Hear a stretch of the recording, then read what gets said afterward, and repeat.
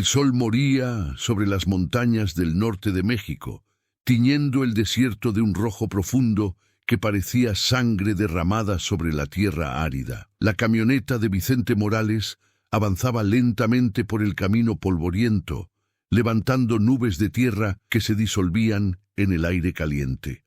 Vicente era un periodista de 35 años que había dejado atrás la comodidad de Ciudad de México para perseguir una historia que todos sus colegas consideraban una pérdida de tiempo: las misteriosas desapariciones en San Miguel del Olvido, un pueblo tan remoto que apenas aparecía en los mapas.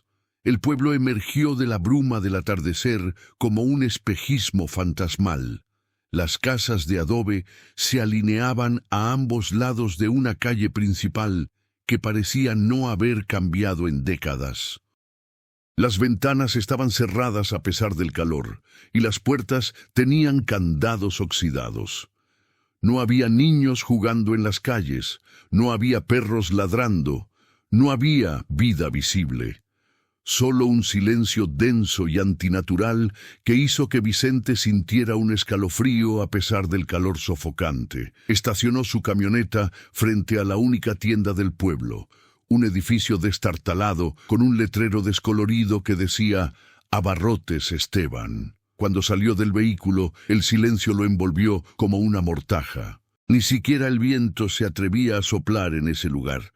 La tienda estaba sumida en penumbras. Una bombilla parpadeante colgaba del techo, proyectando sombras inquietantes sobre los estantes medio vacíos. Detrás del mostrador, don Esteban levantó la vista de un periódico amarillento. Era un hombre de 70 años, con el rostro curtido por el sol y los ojos hundidos, de quien ha visto demasiadas cosas terribles. Cuando Vicente se presentó como periodista mencionó las desapariciones, el rostro del anciano se endureció como piedra. Sus manos se cerraron sobre el mostrador con tanta fuerza que los nudillos se pusieron blancos. Negó que hubiera desapariciones, insistió en que la gente simplemente se perdía en el desierto, que el territorio era grande y traicionero. Pero cuando Vicente presionó más, mencionando nombres específicos y fechas, don Esteban se inclinó hacia adelante y con voz que apenas era un susurro áspero, le advirtió que se fuera antes del anochecer. Le dijo que no preguntara lo que no quería saber y, sobre todo, que se mantuviera alejado del camino del norte, de la casa en la colina donde vivía la familia Mendoza. Esa noche, Vicente se encontró en la cantina, el último suspiro, el único bar del pueblo. El lugar estaba casi vacío. 4 hombres viejos jugaban dominó en una esquina con movimientos mecánicos, sin hablar, como autómatas. El cantinero, un hombre de 50 años con una cicatriz que le cruzaba la mejilla desde la sien hasta la comisura de los labios, le sirvió un tequila sin que lo pidiera y le dijo que la primera copa era gratis para el camino de regreso.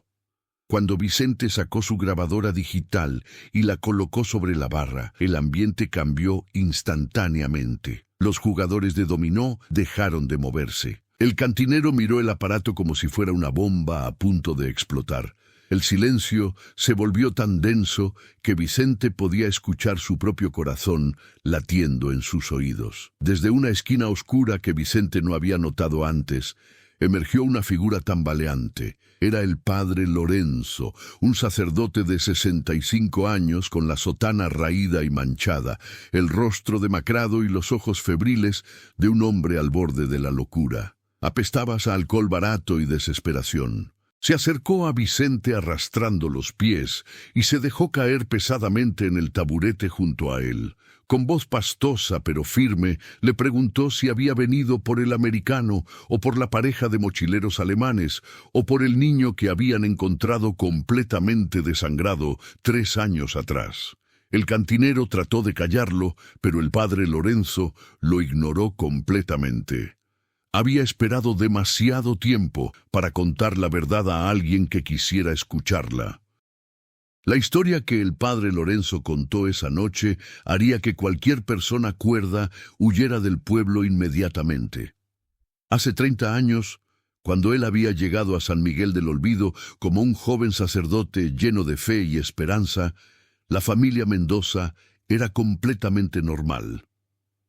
Rodrigo Mendoza era un ranchero trabajador. Su esposa Magdalena era conocida por su amabilidad, y sus 3 hijos, Mateo, Isabel y el pequeño Santiago, eran niños alegres que asistían a la escuela del pueblo. Vivían en una casa en la colina del norte, donde el abuelo de Rodrigo había criado ganado durante décadas. Eran una familia respetada, querida incluso. Pero entonces algo cambió, algo terrible y profundo que nadie podía explicar. Primero fueron los animales. El ganado de los Mendoza comenzó a aparecer muerto en los campos, completamente desangrado, con heridas extrañas en el cuello que no correspondían a ningún depredador conocido. Los cuerpos estaban secos como pergamino, como si algo hubiera succionado hasta la última gota de sangre y humedad de sus cuerpos. Luego comenzaron los rumores. Los vecinos más cercanos, aquellos que vivían en las faldas de la colina, aseguraban escuchar cánticos en las noches sin luna. Voces que recitaban palabras en un idioma que no era español, ni náhuatl, ni ninguna lengua conocida. Decían que veían luces extrañas moverse alrededor de la casa, luces que flotaban sin fuente aparente y que desaparecían cuando alguien trataba de acercarse. Poco a poco, la familia dejó de bajar al pueblo, dejaron de comprar provisiones, dejaron de asistir a misa, dejaron de existir en el mundo normal de San Miguel del Olvido. El padre Lorenzo bebió directamente de una botella de mezcal antes de continuar. Su voz temblaba ahora, y lágrimas sin nombre corrían por sus mejillas hundidas. Contó que el único policía del pueblo, un hombre joven y valiente llamado Tomás, decidió subir a la casa de los Mendoza para investigar. Eso fue hace 20 años. Encontraron su patrulla al día siguiente, estacionada en el camino a medio kilómetro de la casa. Las puertas estaban abiertas, el motor aún funcionaba, pero el policía había desaparecido. Lo único que quedaba de él eran manchas de sangre en el asiento del conductor, tanta sangre que era imposible que alguien hubiera sobrevivido a semejante pérdida. Pero no había cuerpo, no había rastro, nada excepto esa sangre y un olor nauseabundo que hacía que los hombres que investigaban vomitaran.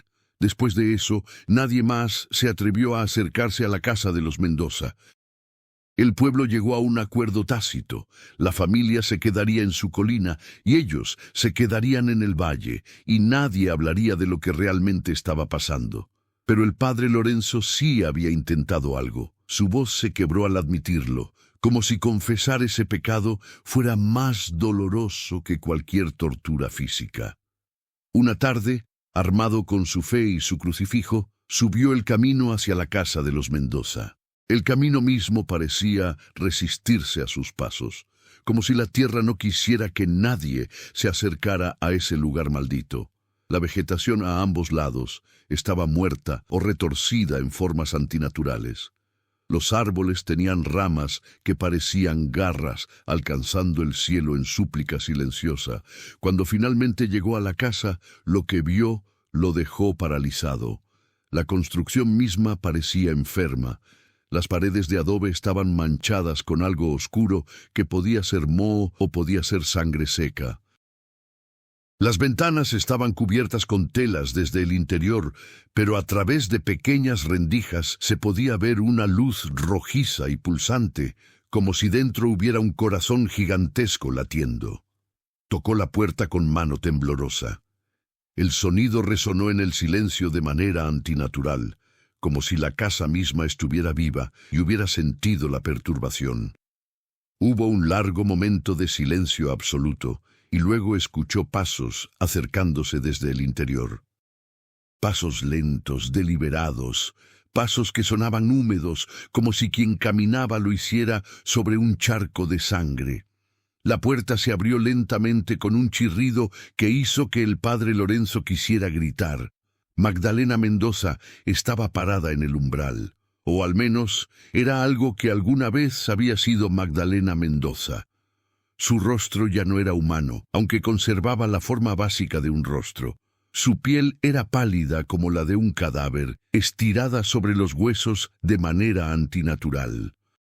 Pero eran sus ojos lo que más aterraba. Eran completamente negros, sin blanco, sin iris, solo dos pozos de oscuridad absoluta que parecían succionar la luz y la esperanza. Cuando sonrió, el padre Lorenzo vio sus dientes. No eran dientes humanos, eran afilados como cuchillos, múltiples hileras de ellos como los de un tiburón, manchados con algo oscuro que no quería imaginar qué era. Magdalena había hablado con una voz que sonaba como varias voces superpuestas, como si múltiples entidades hablaran a través de su boca al mismo tiempo. Le dijo que era muy amable de su parte visitarlos, que hacía tanto tiempo que no tenían compañía. Le dijo que Dios no entraba en esa casa, que allí ellos eran los únicos dioses que importaban. Le preguntó si quería pasar a cenar, y cuando lo dijo, su lengua, una lengua negra y bifurcada, se deslizó por sus labios de manera obscena.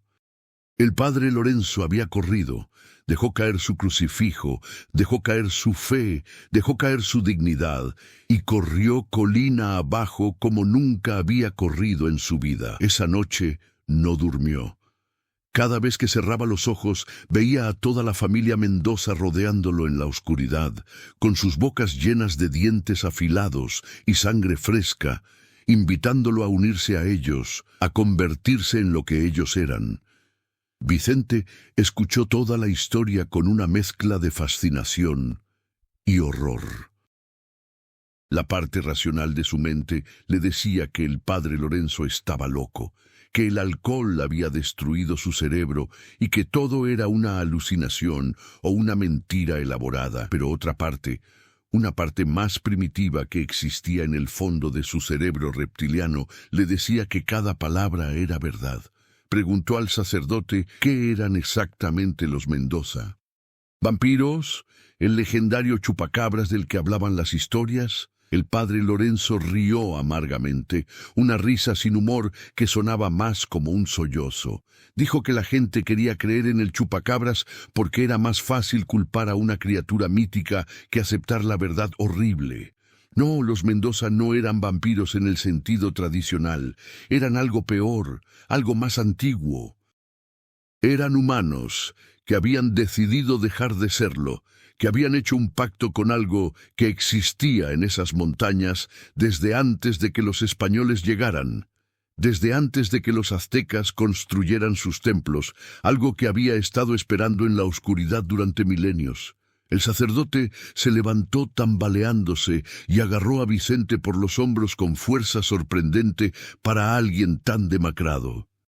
Sus ojos estaban llenos de lágrimas y terror genuino cuando le suplicó que se fuera, que olvidara la historia, que siguiera con su vida.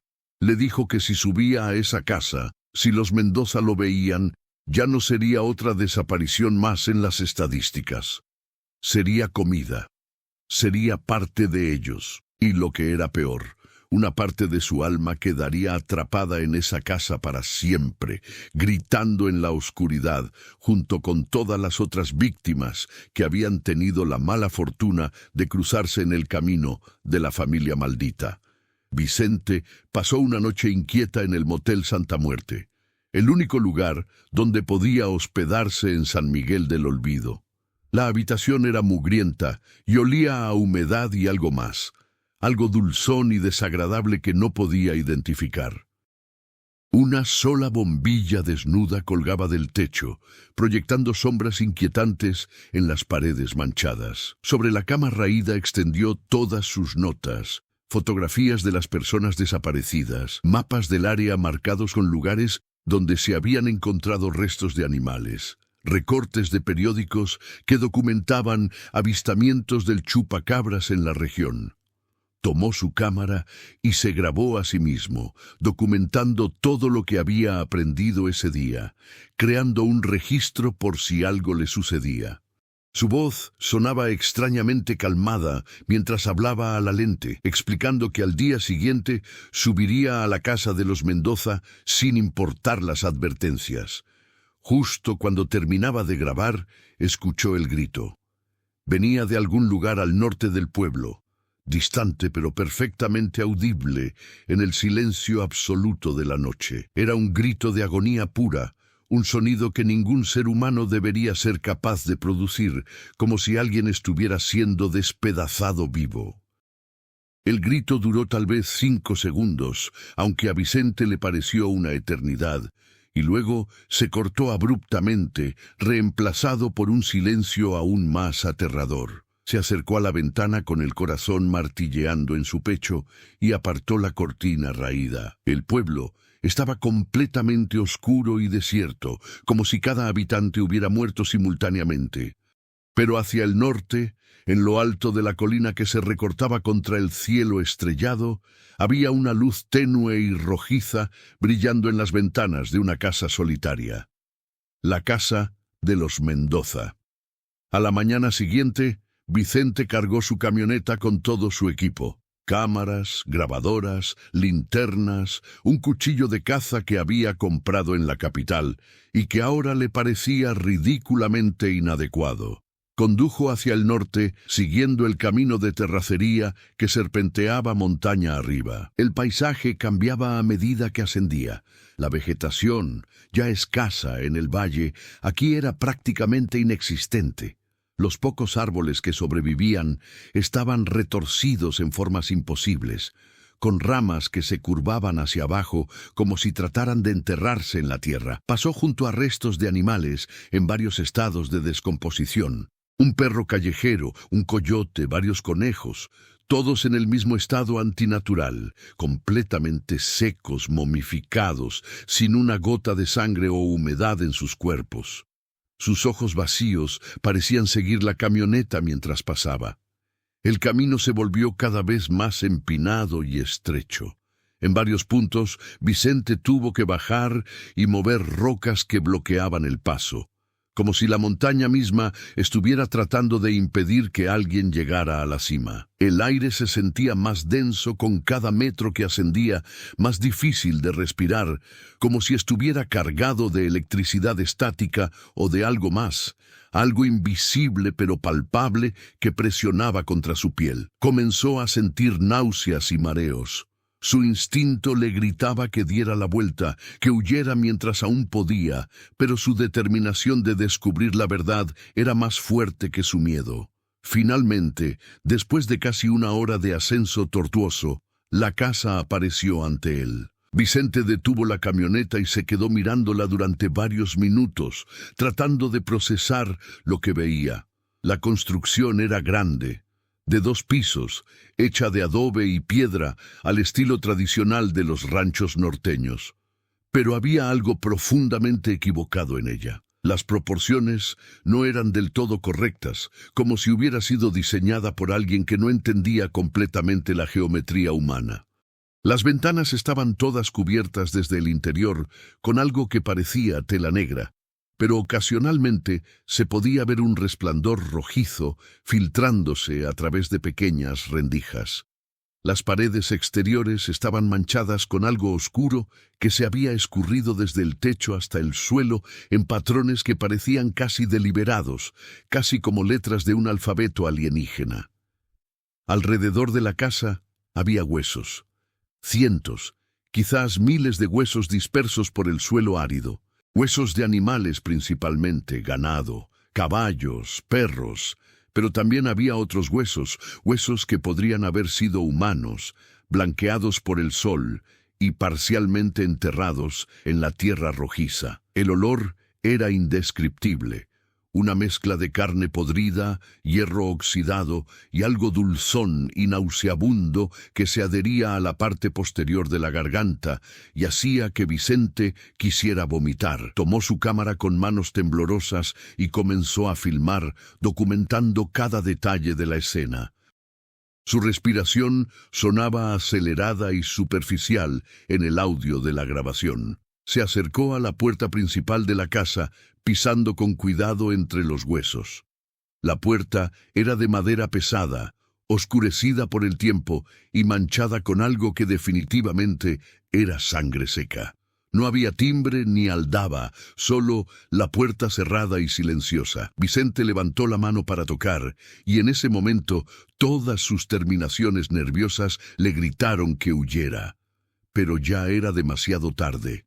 La puerta se abrió antes de que pudiera tocarla, abriéndose lentamente hacia adentro con un chirrido que sonaba como un grito ahogado. En el umbral estaba parado un niño, o al menos algo que alguna vez había sido un niño. Santiago Mendoza debería tener ahora unos 15 años, según los cálculos de Vicente, pero el ser que estaba frente a él parecía tener simultáneamente 5 años y 1000 años.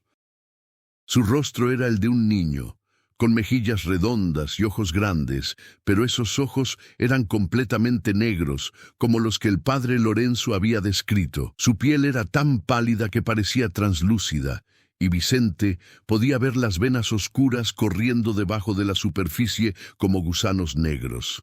El niño sonrió, y su boca se abrió demasiado, revelando hileras de dientes afilados que definitivamente no eran dientes de leche.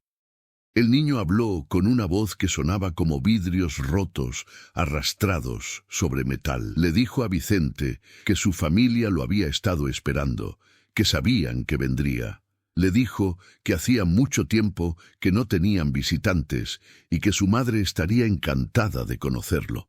Vicente quiso correr, quiso gritar, quiso hacer cualquier cosa excepto lo que hizo, que fue seguir al niño cuando éste se dio la vuelta y caminó hacia el interior de la casa. Era como si sus piernas se movieran por voluntad propia, como si algo lo estuviera atrayendo hacia el interior de la casa, igual que un imán atrae limaduras de hierro. El interior de la casa era como entrar en otro mundo, un mundo de pesadilla. Las paredes estaban cubiertas con símbolos extraños, tallados directamente en el adobe, símbolos que dolían mirar y que parecían moverse en la periferia de la visión. El suelo estaba cubierto con alfombras que alguna vez habían sido rojas, pero que ahora estaban manchadas de negro por décadas de sangre seca. Las pocas piezas de mobiliario eran antiguas y estaban cubiertas con más símbolos tallados. La luz dentro de la casa era ese resplandor rojizo que había visto desde afuera, pero no provenía de ninguna fuente visible. Simplemente existía, emanando de las paredes mismas, pulsando lentamente como un corazón. Santiago lo guió por un pasillo largo y estrecho. Las paredes de ambos lados estaban cubiertas con fotografías en marcos oxidados. Eran fotografías antiguas de personas que Vicente no reconocía, vestidas con ropas de diferentes épocas, pero todos tenían la misma característica perturbadora. Sus ojos habían sido raspados de las fotografías, dejando solo agujeros negros en los rostros sonrientes. Al final del pasillo había una puerta doble que parecía pulsar con ese resplandor rojizo. Santiago se detuvo frente a la puerta y la señaló con un dedo pequeño, terminado en una uña negra y afilada como garra. La puerta se abrió desde adentro antes de que Santiago la tocara. La habitación del otro lado era enorme, ocupando aparentemente todo el primer piso de la casa, aunque eso era geométricamente imposible desde el exterior. Era una especie de salón-comedor, con una mesa larga de madera oscura en el centro. Y alrededor de la mesa estaba sentada la familia Mendoza al completo, esperándolo como si estuvieran a punto de comenzar una cena formal. Rodrigo Mendoza estaba sentado a la cabecera de la mesa. Había sido un hombre grande y fuerte en su juventud, pero lo que quedaba de él ahora era una parodia grotesca de la humanidad. Su cuerpo era enorme, pero marchito al mismo tiempo, como si su piel fuera varias tallas demasiado grande para su esqueleto. Su rostro era alargado de manera antinatural, con la mandíbula colgando demasiado abajo, revelando docenas de dientes puntiagudos. Sus ojos eran de ese negro absoluto que Vicente había visto en su hijo, y cuando miró directamente a Vicente, el periodista sintió como si algo frío y húmedo se arrastrara por su espina dorsal. Magdalena estaba sentada al otro extremo de la mesa. Era tal como el padre Lorenzo la había descrito, pero de alguna manera peor en persona. Su belleza original todavía era visible bajo la transformación, lo que hacía su apariencia actual aún más perturbadora.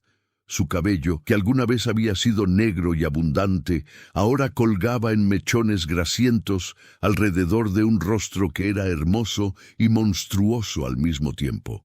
Sus labios eran demasiado rojos, como si acabara de beber sangre, y cuando sonrió a Vicente, reveló una lengua bifurcada que se deslizó entre sus dientes afilados. A un lado de la mesa estaban Mateo e Isabel, los otros dos hijos.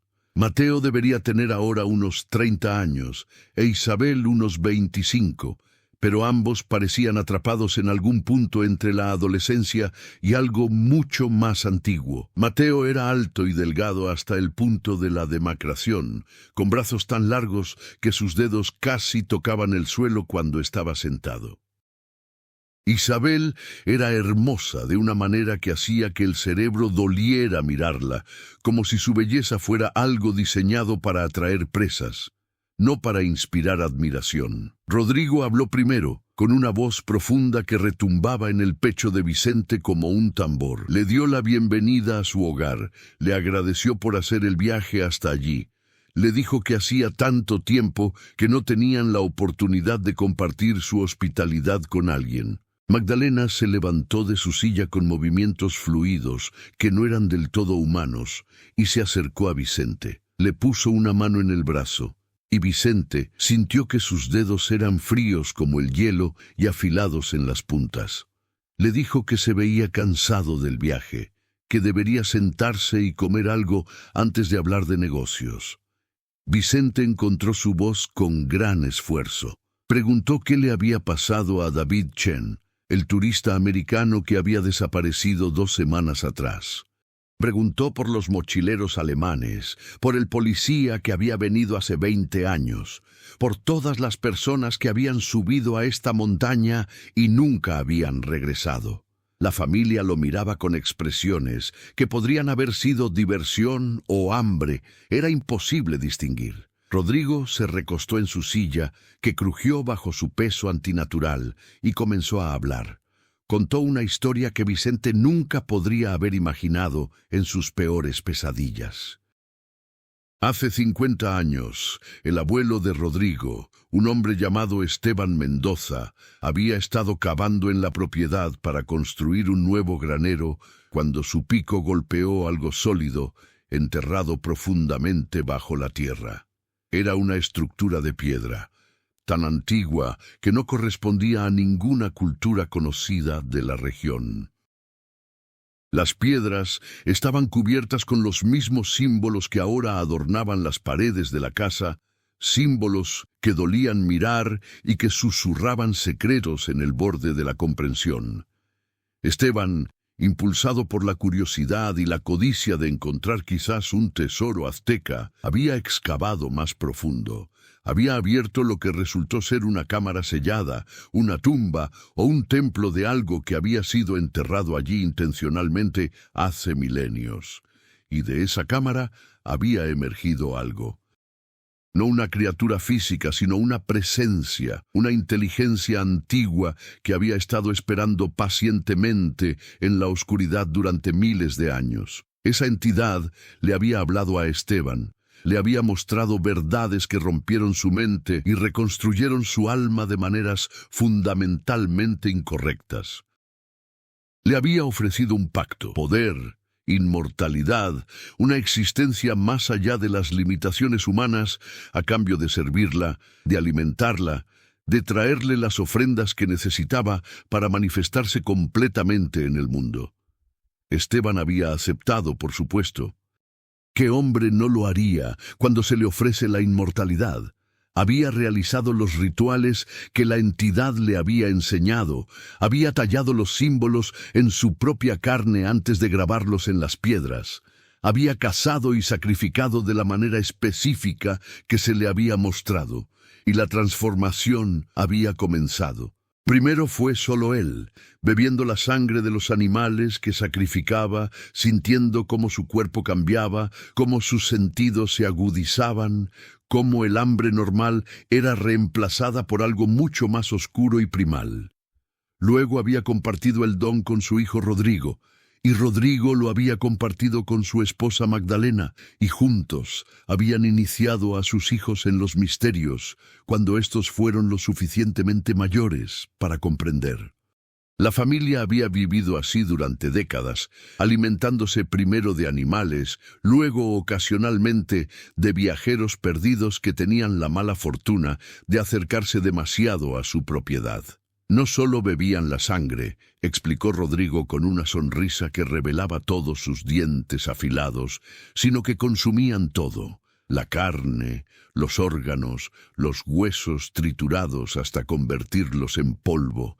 Todo se convertía en parte de ellos.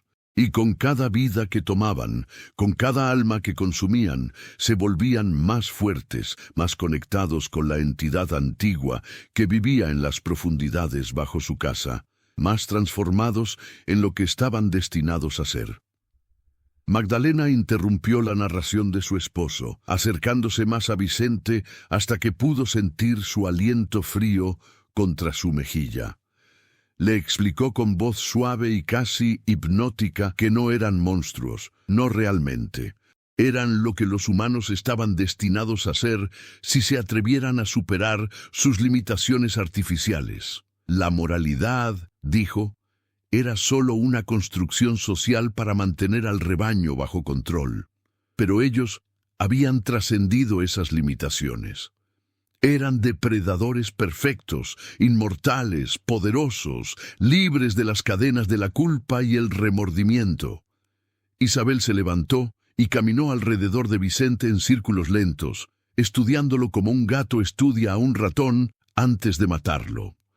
Le preguntó si alguna vez había sentido el impulso de morder a alguien, de probar su sangre, de sentir la vida drenándose de ellos y fluyendo hacia él. Le dijo que todos los humanos tenían esos impulsos, enterrados profundamente bajo capas de civilización, pero que en realidad eran los impulsos más honestos que tenían. Mateo añadió desde su lugar en la mesa que los humanos ordinarios pasaban sus vidas luchando contra su verdadera naturaleza, negando su hambre más profunda, y que eso los hacía débiles y miserables. Santiago, el niño monstruoso, se había acercado sigilosamente hasta estar junto a Vicente. Tomó su mano con sus deditos fríos, terminados en garras, y le dijo con su voz de vidrios rotos que no tuviera miedo. Le dijo que el proceso de transformación dolía al principio, pero que después venía un placer tan intenso que ninguna droga humana podría igualar. Le dijo que todas sus víctimas, una vez que probaban la primera gota de sangre durante su transformación, suplicaban por más. Vicente finalmente entendió. No lo habían matado inmediatamente porque querían convertirlo. Querían que se uniera a ellos, que se convirtiera en otro miembro de su familia maldita. Magdalena confirmó sus sospechas cuando le ofreció un cáliz de plata lleno hasta el borde, con un líquido espeso y oscuro que emanaba vapor.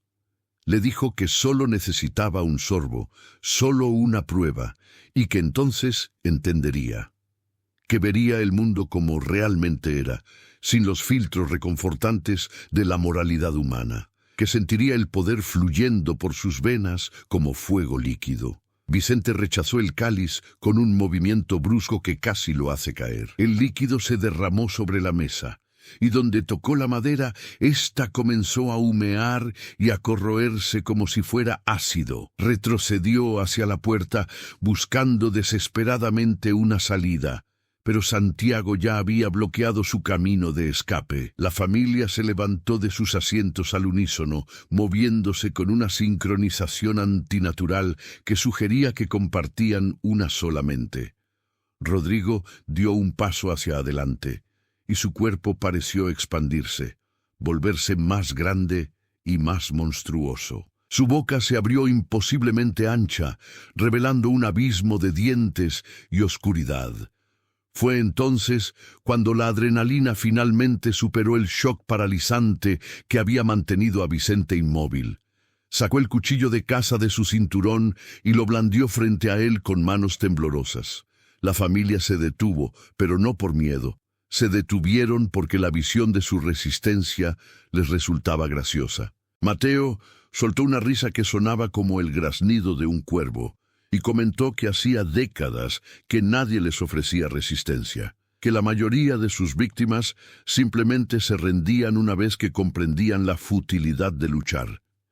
Isabel añadió que la lucha solo hacía que la sangre supiera mejor, más rica, con adrenalina y terror. Vicente aprovechó ese momento de distracción para lanzarse hacia una de las ventanas cubiertas. Su hombro golpeó la tela negra que cubría el vidrio, y ésta se rasgó, revelando una ventana gruesa y sucia debajo. Golpeó el vidrio con el mango de su cuchillo 1, 2, 3 veces antes de que finalmente se agrietara. La familia se movió entonces con una velocidad que no debería ser posible. Mateo lo alcanzó primero, sus dedos largos y afilados agarrándolo por el hombro, clavándose a través de su camisa y en su carne. Vicente gritó de dolor, pero siguió golpeando el vidrio, hasta que finalmente se rompió en 1000 fragmentos que cayeron como lluvia mortal. Se lanzó a través de la abertura, sintiendo cómo los vidrios rotos rasgaban su piel, sintiendo cómo las garras de Mateo intentaban arrastrarlo de vuelta al interior de esa pesadilla. Cayó del otro lado sobre la tierra dura cubierta de huesos. Rodó por el suelo mientras fragmentos de vidrio se clavaban en su espalda y sus brazos. Detrás de él escuchó los gritos de furia de la familia. Gritos que no eran humanos, que sonaban como animales heridos mezclados con algo mucho peor. Se levantó tambaleándose. Su hombro sangraba profusamente donde las garras de Mateo lo habían perforado, y corrió hacia su camioneta con toda la velocidad que sus piernas podían producir. No miró atrás. Sabía que si miraba atrás, si veía lo que lo perseguía, se paralizaría de terror y todo estaría perdido. Alcanzó la camioneta y se lanzó dentro, cerrando la puerta justo cuando algo pesado golpeó contra ella desde afuera. El metal se abolló con el impacto, como si un martillo gigante lo hubiera golpeado. A través de la ventanilla del conductor vio a Rodrigo, transformado ahora completamente en algo que solo en pesadillas podría existir. Su cuerpo se había distorsionado hasta convertirse en una masa de músculos retorcidos y extremidades demasiado largas. Su rostro se había alargado en un hocico lleno de colmillos, y sus ojos negros brillaban con un hambre que trascendía cualquier necesidad física. Era hambre de alma, hambre de esencia vital, hambre de devorar todo lo que hacía que Vicente fuera Vicente. Giró la llave con manos que temblaban tan violentamente que casi la deja caer. El motor tosió una vez, 2 veces, y por un momento horrible pensó que no arrancaría. Rodrigo estaba trepando sobre el capó ahora, sus garras arañando el metal, dejando surcos profundos en la pintura. Su boca se abrió tan ampliamente que parecía que su mandíbula se había dislocado, y un sonido emergió de esa abertura. Un sonido que era mitad aullido y mitad algo, en un idioma que Vicente nunca había escuchado, y que hacía que su cerebro doliera solo por escucharlo. Finalmente el motor rugió a la vida y Vicente pisó el acelerador hasta el fondo. La camioneta saltó hacia adelante lanzando a Rodrigo del capó. Vicente lo vio rodar por el suelo, en el espejo retrovisor y luego levantarse con movimientos que no obedecían las leyes normales de la física, como si la gravedad fuera solo una sugerencia para él. La camioneta descendió por el camino de montaña a velocidades suicidas. Vicente tomaba las curvas derrapando, levantando nubes de polvo y rocas, sin importarle si volcaba o se estrellaba. Cualquier cosa era mejor que lo que había dejado atrás. Miró el espejo retrovisor y vio que la familia entera lo perseguía, corriendo por el camino a una velocidad que ningún humano podría igualar. Mateo e Isabel corrían en 4 patas como animales, sus cuerpos transformados en formas que eran mitad humano y mitad algo reptiliano. Magdalena parecía flotar sobre el suelo más que correr, su cabello ondeando detrás de ella como serpientes vivas. Y Santiago, el niño monstruoso, se movía saltando de roca en roca con una agilidad que desafiaba toda lógica. Pero la camioneta era más rápida, al menos en terreno abierto. Gradualmente, la distancia entre Vicente y sus perseguidores aumentó. Cuando finalmente llegó al pueblo, cuando las primeras casas de San Miguel del Olvido aparecieron a ambos lados del camino, miró el espejo retrovisor y vio que la familia se había detenido en el límite del pueblo. Estaban parados en una fila perfecta en el camino, observándolo. Y aunque estaba demasiado lejos para ver sus expresiones, Vicente podía sentir su furia y su hambre insatisfecha como una presión física contra su mente. Vicente condujo directamente a la cantina El Último Suspiro. Entró tambaleándose, cubierto de sangre y vidrios rotos, con el hombro destrozado y sangrando a través de su camisa empapada. Los mismos 4 hombres viejos estaban jugando dominó en la esquina y ni siquiera levantaron la vista cuando entró. El cantinero lo miró con una expresión que era mitad lástima y mitad resignación, como si hubiera visto esta escena representarse docenas de veces antes. Le sirvió un tequila doble sin que lo pidiera y le deslizó un trapo relativamente limpio a través de la barra para que presionara contra su herida. El padre Lorenzo estaba en su rincón habitual, tan borracho como siempre. Cuando vio a Vicente, sus ojos se llenaron de lágrimas y negó con la cabeza lentamente. Se acercó tambaleándose y puso una mano en el hombro bueno de Vicente, apretándolo con compasión genuina. Le dijo que lo sentía, que le había advertido, que nadie nunca escuchaba hasta que era demasiado tarde. Vicente bebió el tequila de un trago y exigió otro. Su voz sonaba ronca, como si hubiera estado gritando durante horas, aunque no recordaba haber gritado en absoluto.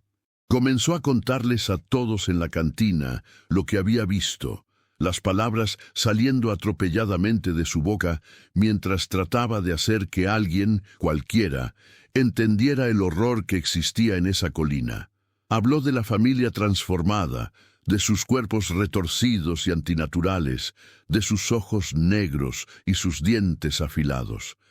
Habló del cáliz de sangre, de los huesos esparcidos alrededor de la casa, de los símbolos en las paredes que dolían mirar. Habló de la entidad antigua enterrada bajo la propiedad, el ser demoníaco o alienígena, o lo que fuera que había corrompido a la familia Mendoza y los había convertido en depredadores inmortales. Mientras hablaba, notó algo perturbador.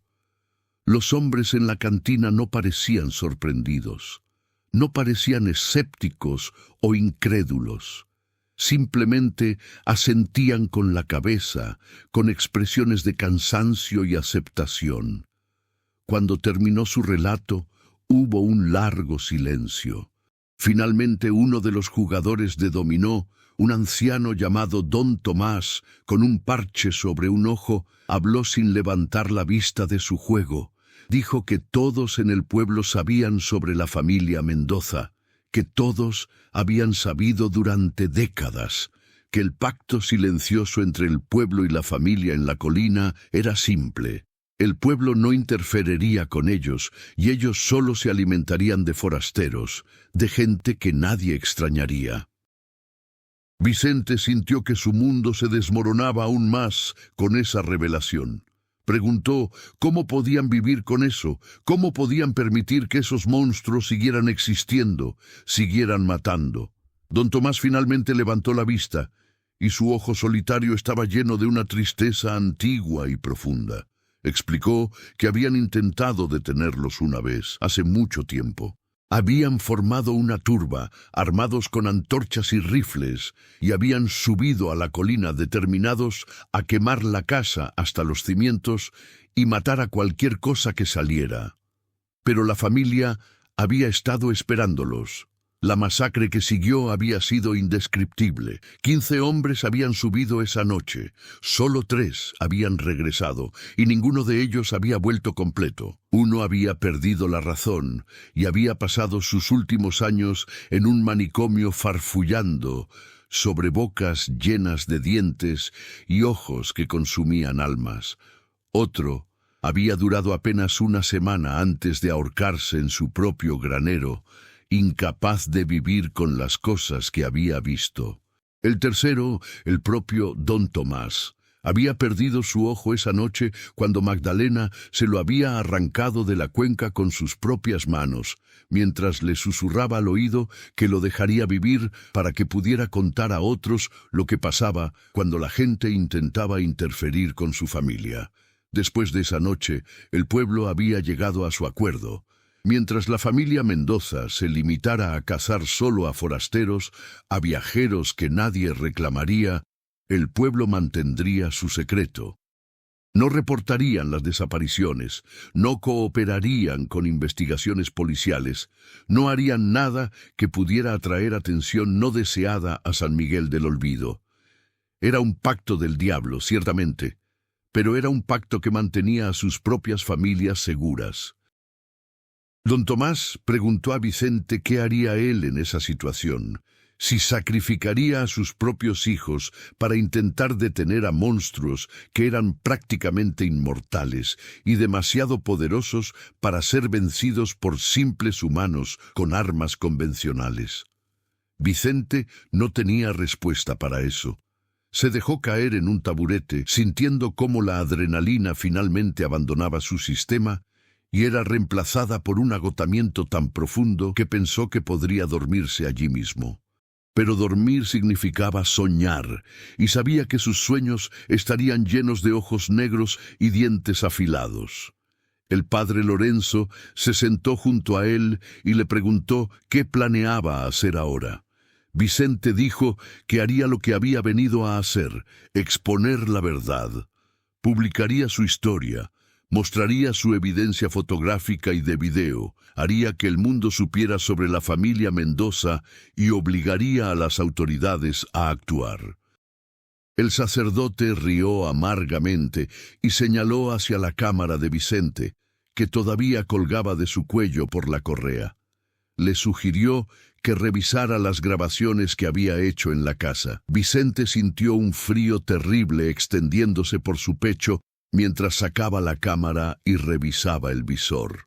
Las grabaciones del exterior de la casa estaban allí, mostrando los huesos esparcidos y las manchas en las paredes. Pero las grabaciones del interior, todo lo que había filmado una vez que entró en la casa, no existían. El archivo estaba corrupto, mostrando solo estática y ocasionales destellos de imágenes distorsionadas que podrían haber sido cualquier cosa. Era como si la casa misma, o la entidad que vivía bajo ella, hubiera rechazado ser documentada, hubiera corrompido cualquier intento de capturar su verdadera naturaleza en medios digitales. Don Tomás añadió que incluso si tuviera evidencia, incluso si pudiera probar lo que había visto, nadie le creería.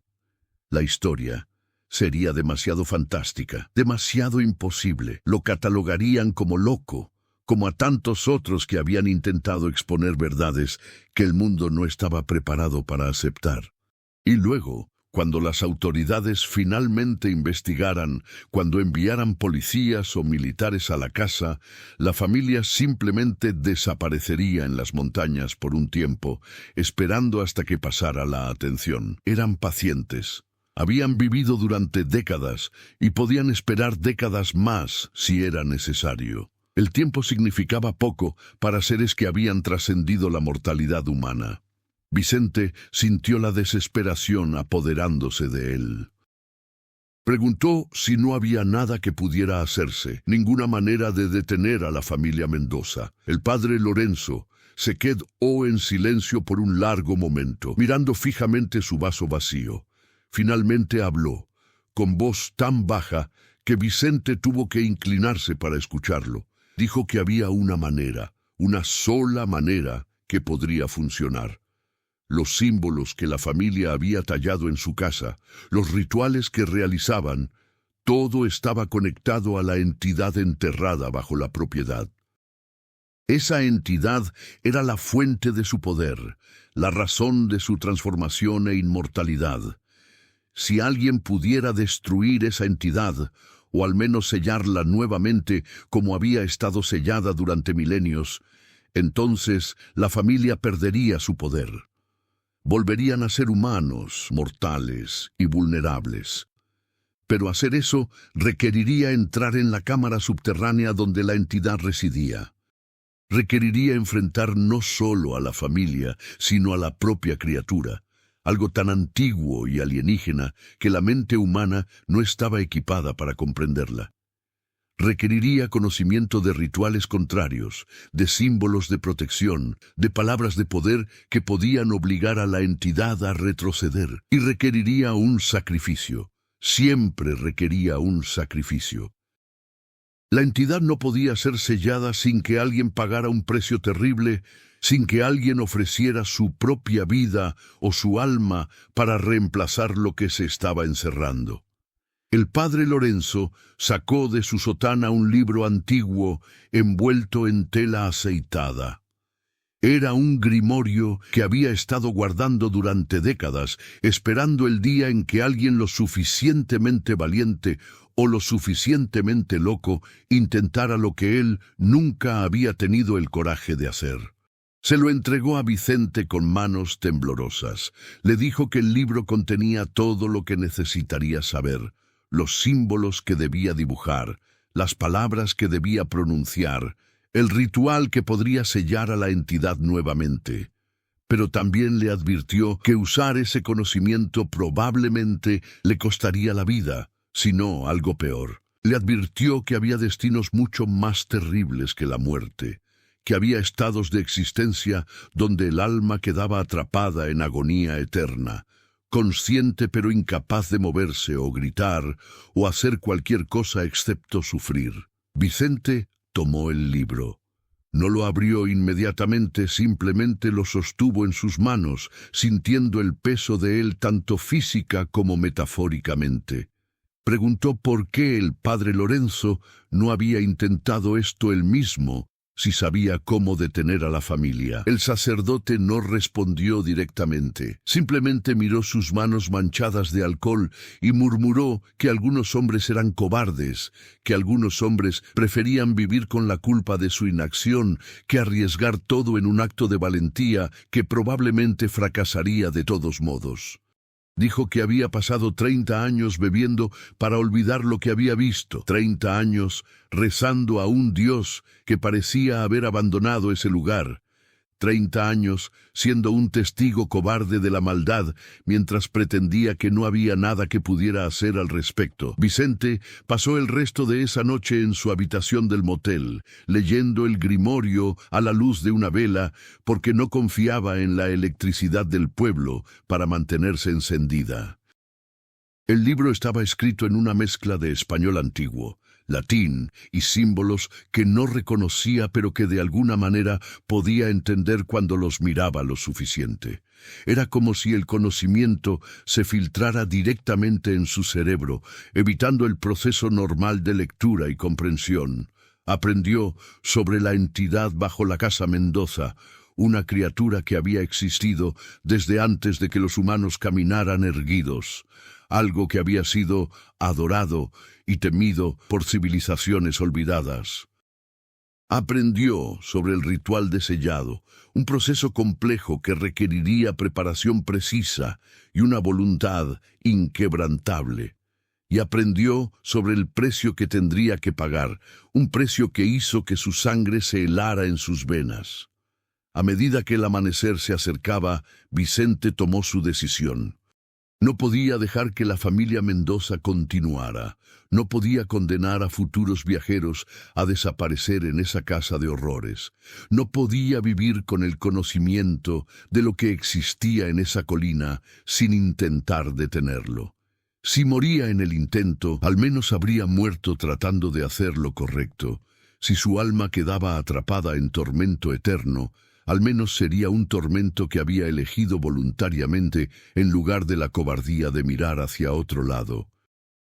Preparó todo lo que necesitaría: velas de ciertos colores especificados en el grimorio, sal que había sido bendecida aunque dudaba que las bendiciones tuvieran algún poder real en este caso, tiza para dibujar los símbolos de protección, y el cuchillo que había usado para defenderse antes, ahora limpio y afilado hasta que su filo podía cortar el aire mismo. Mientras se preparaba, hubo un golpe suave en su puerta. Abrió cautelosamente, el cuchillo escondido detrás de su espalda, pero era solo el padre Lorenzo. El sacerdote estaba sobrio por primera vez desde que Vicente lo conociera, sus ojos claros aunque rojos de llanto. Dijo que había pasado la noche rezando, algo que no había hecho con verdadera fe en años, y que había decidido que no podía dejar que Vicente fuera solo. Que 30 años de cobardía eran suficientes, que si iba a morir pronto de todos modos debido al alcohol y la edad, prefería morir haciendo algo que importara. Vicente trató de disuadirlo. Le dijo que no era su responsabilidad, que ya había sufrido suficiente. Pero el padre Lorenzo fue firme. Dijo que conocía oraciones de protección que podrían ayudar, que conocía la tierra santa del viejo cementerio donde podrían obtener tierra bendecida que la entidad encontraría repulsiva, que 2 personas tenían más probabilidades de éxito que una sola. Finalmente, Vicente aceptó. Pasaron el resto del día preparándose, visitando el cementerio antiguo en las afueras del pueblo, donde generaciones de residentes de San Miguel del Olvido estaban enterrados. El padre Lorenzo excavó tierra de las tumbas más antiguas, mientras murmuraba oraciones en latín, llenando bolsas con tierra que había absorbido décadas de rituales funerarios y bendiciones. Visitaron la iglesia abandonada del pueblo, un edificio que no había visto un servicio en años, porque nadie en San Miguel del Olvido tenía mucha fe, después de décadas de vivir con el conocimiento de lo que existía en su vecindad. Allí, el padre Lorenzo recuperó objetos sagrados que había guardado. Un crucifijo de plata que había pertenecido al primer sacerdote que sirvió en el pueblo 200 años atrás. Agua bendita que había sido traída desde Roma en una época más inocente, y una estola que había sido usada en cientos de exorcismos exitosos antes de que el mal que infectaba San Miguel del Olvido demostrara ser demasiado poderoso para las herramientas tradicionales de la fe. Mientras el sol comenzaba a ponerse, pintando el cielo con los mismos tonos rojos sangre que Vicente había visto su primera noche en el pueblo, los 2 hombres comenzaron su ascenso hacia la casa Mendoza. Esta vez, Vicente conducía más lentamente, sabiendo que la velocidad no lo salvaría si las cosas salían mal. El camino parecía aún más ominoso en el crepúsculo, con las sombras alargadas de los árboles retorcidos cayendo sobre el camino como garras alcanzando a los viajeros. Pasaron los mismos restos de animales que Vicente había visto antes, ahora aún más descompuestos, con gusanos y moscas festejando en los cadáveres secos. El olor era abrumador, una mezcla de muerte y podredumbre que se pegaba a la parte posterior de la garganta y hacía que respirar fuera una lucha. La casa apareció ante ellos, aún más amenazante que antes. El resplandor rojizo en las ventanas era más brillante ahora, pulsando con un ritmo que coincidía con un latido del corazón. Vicente y el padre Lorenzo salieron de la camioneta y se quedaron mirando la estructura durante un largo momento. El sacerdote se santiguó con manos temblorosas y comenzó a murmurar: el Padre Nuestro. Vicente verificó su mochila una vez más, asegurándose de que todos los componentes del ritual estuvieran en su lugar. Luego, juntos, caminaron hacia la puerta principal. Esta vez no necesitaron tocar. La puerta se abrió antes de que llegaran a ella, como si la casa hubiera estado esperándolos. Santiago estaba parado en el umbral nuevamente, pero esta vez no sonreía. Su rostro infantil estaba retorcido en una expresión de furia y sus ojos negros brillaban con odio. Habló con su voz de vidrios rotos, pero ahora había una amenaza obvia en sus palabras. Dijo que habían tenido su oportunidad de irse, que habían sido generosos al dejar que Vicente escapara la primera vez, pero que regresar era un insulto que no tolerarían. Dijo que morirían lenta y dolorosamente, que cada pedazo de su carne sería saboreado, que sus almas serían consumidas junto con sus cuerpos, hasta que no quedara nada de lo que alguna vez habían sido. Vicente y el padre Lorenzo no respondieron. Simplemente caminaron hacia adelante, empujando al niño monstruoso a un lado y entrando en la casa. El interior era exactamente como Vicente lo recordaba, con los símbolos dolorosos en las paredes y el resplandor rojizo que emanaba de ninguna parte y de todas partes a la vez. La familia completa los estaba esperando en el gran comedor, parados alrededor de la mesa larga, como si estuvieran a punto de comenzar una cena formal. Pero esta vez no había pretensión de hospitalidad o conversación cortés. Esta vez las máscaras habían caído completamente, y lo que quedaba eran los depredadores, en su forma más pura y terrible. Rodrigo habló primero, con su voz retumbante que hacía vibrar los huesos en el cuerpo de Vicente. Preguntó si realmente pensaban que podían detenerlos, dos hombres mortales contra una familia que había trascendido la muerte misma. Preguntó si entendían el poder que poseían, el poder de la entidad que los había transformado y que había existido desde antes de que la humanidad gateara fuera de las cuevas. Magdalena añadió con su voz múltiple que habían sobrevivido a intentos de destruirlos antes, que habían matado a docenas de hombres, que habían venido con armas y determinación, y que dos más no serían más que un aperitivo antes de la cena principal. Fue entonces cuando el padre Lorenzo comenzó a recitar. No era el Padre Nuestro esta vez, sino algo más antiguo, palabras en latín que resonaban con poder genuino. Sacó el crucifijo de plata y lo levantó ante él como un escudo. La familia retrocedió ligeramente, no por miedo, sino por incomodidad, como si el símbolo sagrado fuera como un ruido desagradable que preferían no escuchar. Isabel siseó, un sonido que ninguna garganta humana debería poder producir, y sus dedos se alargaron en garras mientras se preparaba para atacar. Vicente usó esa distracción para sacar el grimorio y comenzar a leer las palabras del ritual. Mientras leía, podía sentir algo cambiando en el aire, una tensión creciendo como electricidad estática antes de una tormenta. Los símbolos en las paredes comenzaron a brillar más intensamente, no con el resplandor rojizo de antes, sino con una luz diferente, una luz más fría y azul que parecía luchar contra el rojo. La familia sintió el cambio también. Mateo rugió, un sonido gutural y animal, y se lanzó hacia Vicente con velocidad cegadora. Pero el padre Lorenzo estaba preparado. Lanzó un puñado de la tierra bendecida del cementerio directamente al rostro de Mateo. Cuando la tierra tocó su piel, ésta comenzó a humear como si fuera ácido. Mateo gritó de agonía y retrocedió, arañándose la cara, dejando surcos sangrientos en su propia carne mientras trataba de quitar la tierra sagrada. Magdalena gritó de furia y corrió hacia el sacerdote, su boca abriéndose imposiblemente ancha. Pero el padre Lorenzo roció agua bendita en su dirección. Las gotas que tocaron su piel dejaron quemaduras hirvientes, y ella también retrocedió, siseando de dolor y odio. Vicente continuó leyendo, su voz ganando fuerza a medida que las palabras fluían de él. El grimorio le había advertido que sentiría dolor durante el ritual, que el acto de pronunciar estas palabras antiguas tenía un costo físico.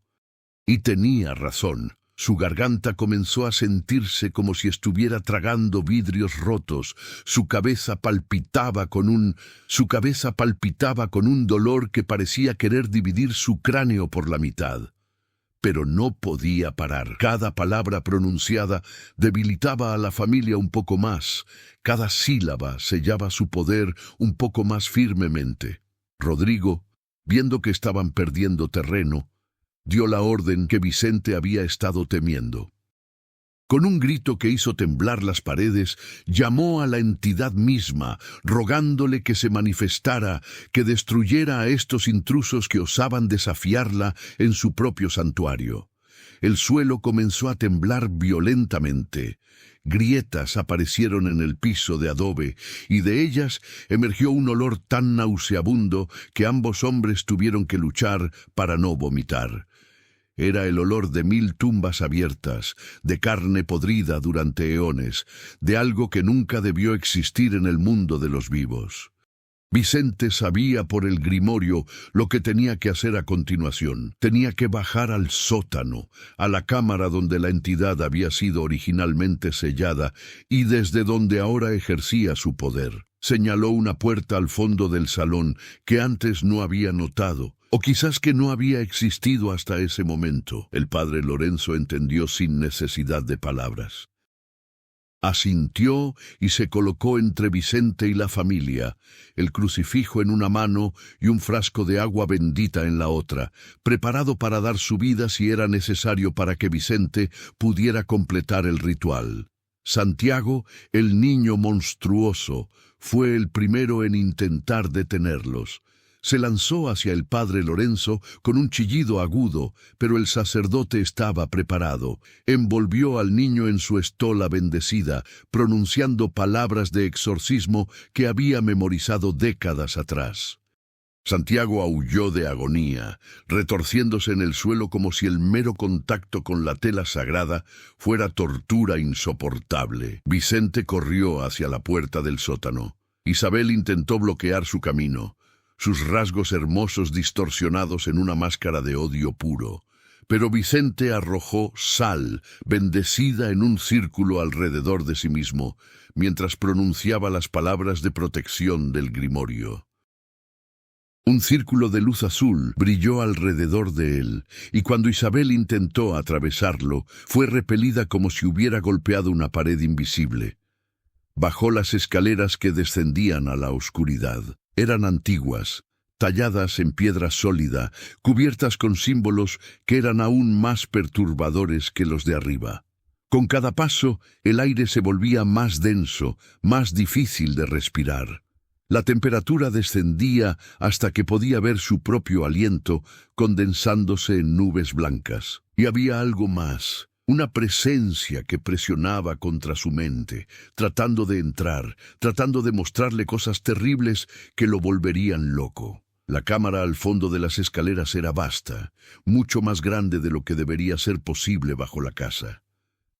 Las paredes estaban cubiertas con los mismos símbolos antiguos, pero estos brillaban con ese resplandor rojizo enfermizo.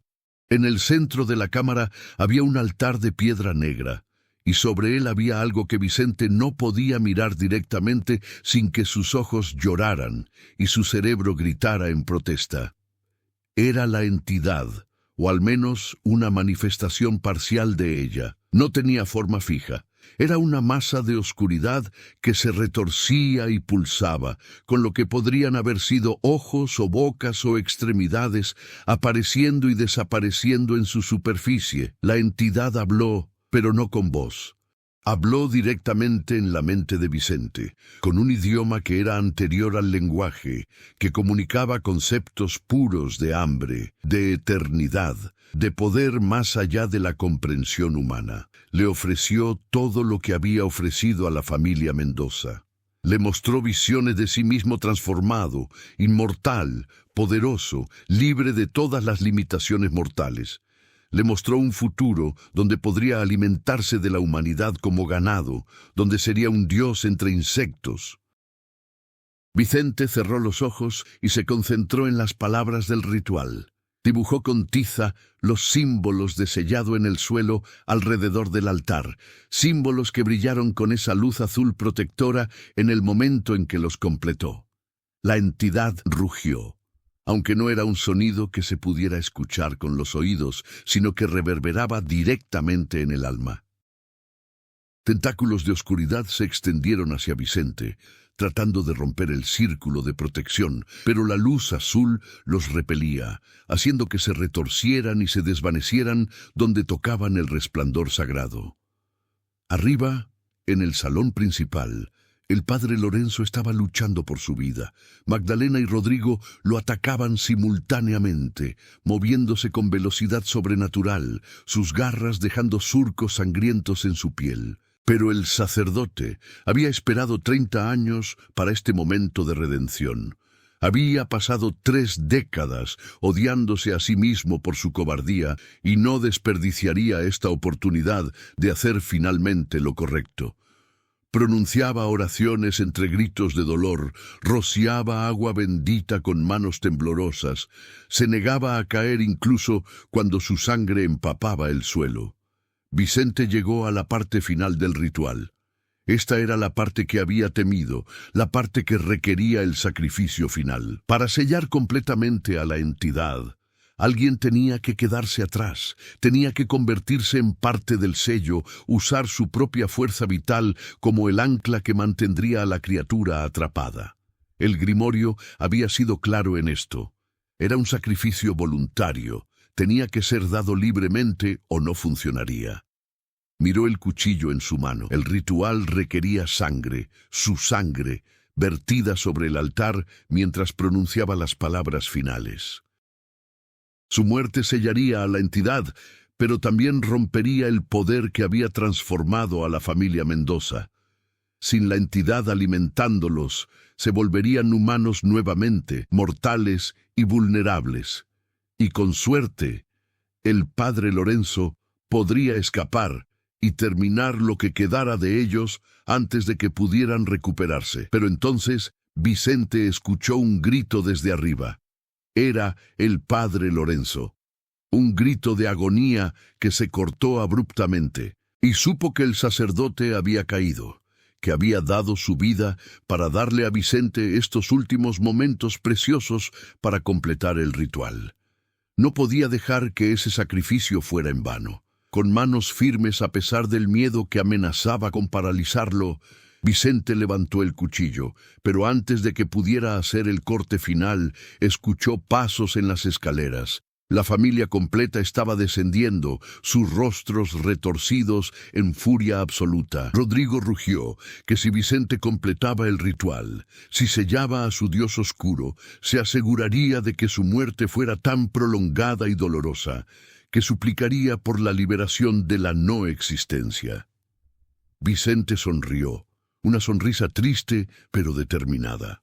Les dijo que ya era demasiado tarde, y con un movimiento rápido pasó el cuchillo a través de su palma, dejando que su sangre goteara sobre el altar mientras pronunciaba las palabras finales del ritual. Las palabras quemaban su garganta como fuego líquido, y con cada sílaba podía sentir su fuerza vital siendo drenada, siendo absorbida por el sello que se estaba formando. Los símbolos en el suelo explotaron con luz azul brillante, tan intensa que la familia tuvo que retroceder, cubriéndose los ojos. La entidad en el altar aulló, un sonido de ira y desesperación que hizo temblar toda la montaña. Tentáculos de oscuridad se agitaban salvajemente, tratando de agarrar a Vicente, pero la luz los consumía, los disolvía.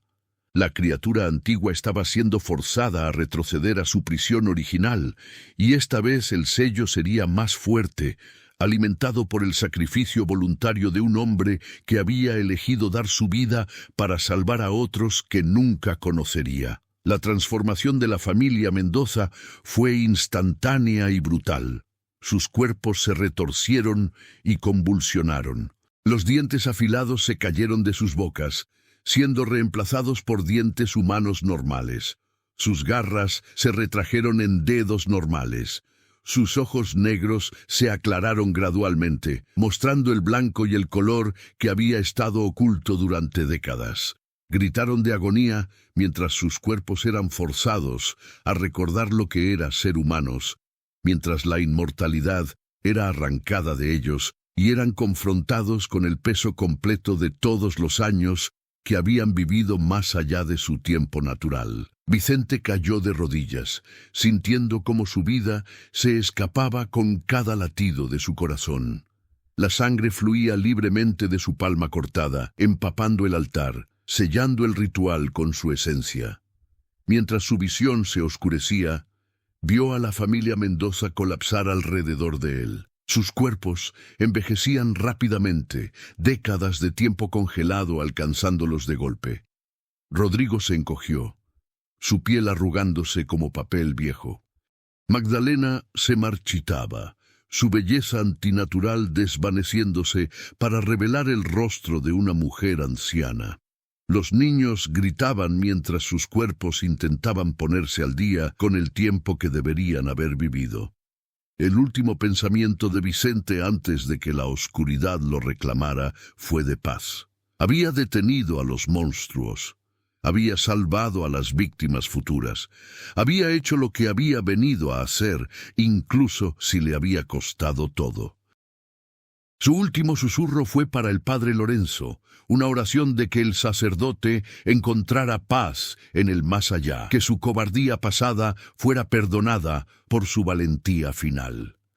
3 días después, un convoy de vehículos policiales subió el camino hacia la casa Mendoza. Las autoridades finalmente habían respondido después de que varios residentes del pueblo reportaran temblores y luces extrañas provenientes de la colina.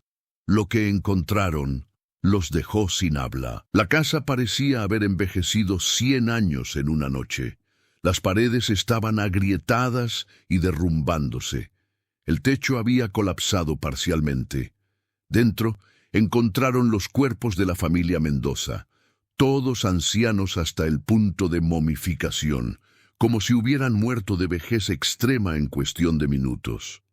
En el sótano encontraron 2 cuerpos más. El padre Lorenzo, con sus heridas pero con una expresión de paz en su rostro, y Vicente Morales, desangrado, pero con una sonrisa leve en sus labios. La investigación oficial concluyó que había sido algún tipo de asesinato-suicidio masivo, quizás un culto que había vivido aislado en las montañas durante décadas. Los símbolos extraños fueron catalogados como arte religioso primitivo. Los huesos esparcidos alrededor de la propiedad fueron atribuidos a prácticas de cría de ganado irregulares. El caso fue cerrado rápidamente, archivado y olvidado, porque la verdad era demasiado imposible para ser aceptada por mentes racionales. Don Esteban, el dueño de la tienda, supervisó personalmente la demolición de la casa. La estructura fue reducida a escombros, y esos escombros fueron enterrados en un pozo profundo que luego fue sellado con concreto. La cámara subterránea fue llenada con toneladas de tierra bendecida por sacerdotes de 5 diferentes religiones, porque don Esteban creía en no tomar riesgos. Sobre el sitio plantaron árboles, docenas de ellos, como si trataran de ocultar el lugar bajo una nueva vida. San Miguel del Olvido lentamente comenzó a cambiar. Los niños volvieron a jugar en las calles. Los perros volvieron a ladrar. La vida regresó al pueblo como agua fluyendo de vuelta a un arroyo seco. Las personas todavía no hablaban abiertamente sobre lo que había existido en su vecindad durante décadas, pero ya no tenían que vivir con ese peso aplastante de conocimiento horrible. La pesadilla había terminado, pagada con la sangre de 2 hombres valientes. El equipo de cámara y las notas de Vicente fueron encontrados en su habitación del motel. Su editor en Ciudad de México recibió todo por correo, cortesía de alguien anónimo del pueblo.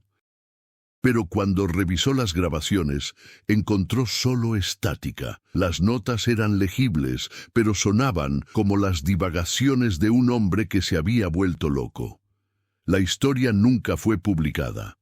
Vicente Morales fue recordado como un periodista que había ido demasiado lejos, persiguiendo una historia que se había perdido en las montañas del norte y había muerto en circunstancias trágicas pero mundanas.